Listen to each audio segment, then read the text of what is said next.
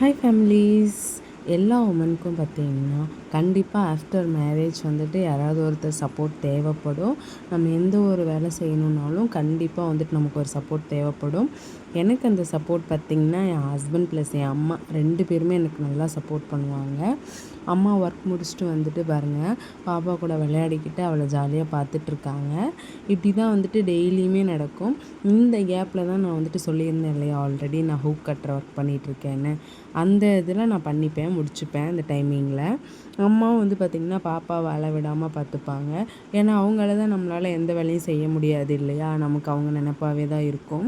இந்த வேலையெல்லாம் வந்துட்டு எதுக்குடா செய்யணுன்ற ஒரு எண்ணம் தோணிரும். ஆனால் வந்து பார்த்திங்கன்னா இந்த மாதிரி எந்த ஒரு எண்ணமும் எனக்கு தோணாமல் என் அம்மாவும் என் ஹஸ்பண்டும் தான் பார்த்துக்கிறாங்க. ரொம்ப சப்போர்ட் எனக்கு.